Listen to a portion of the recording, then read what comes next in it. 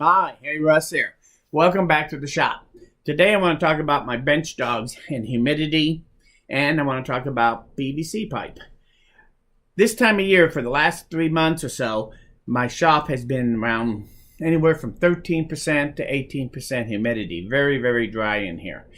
Well, if you remember last summer, I told you about my bench dog system, and I said that, by the way, the bench dogs, that this is your friend. You have to have one of these. Sometimes you're really going to have to persuade it.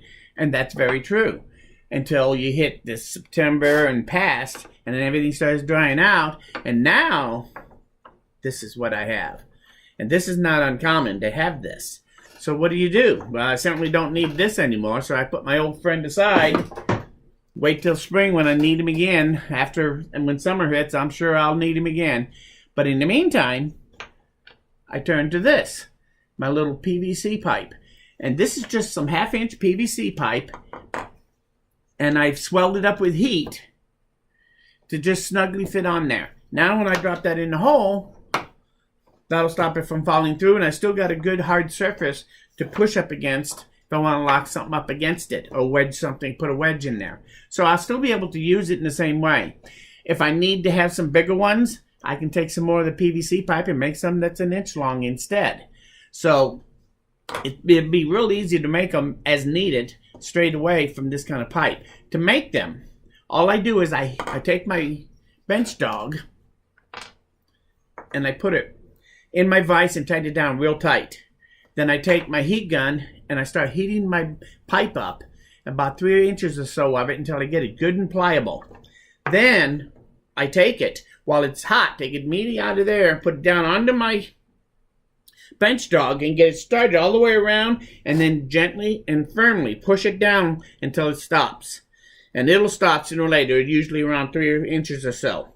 As soon as it stops, don't force it, don't twist it, don't do anything. Let go, kind of hold your fingers, make sure you're nice and straight up and down still, and take your hands away. Let that cool off just like that.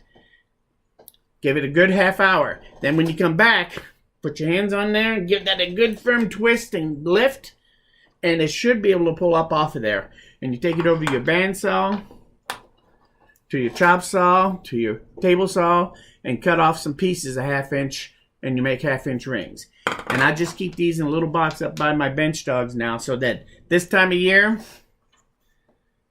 instead of this being your best friend, now this is my best friend with my bench dogs. So if you're going to use a bench dog system, you also want to keep some bench dog whatchamacallits. I don't know.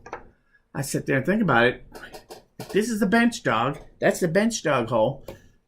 What the hell is that? I'm not even sure what to call it. The bench dog whatchamacallit? Anyway, I want to thank you for stopping by. If you like this video, please say so. But most importantly, please come back again, because we're nowhere near done. We'll see you again very soon. Bye.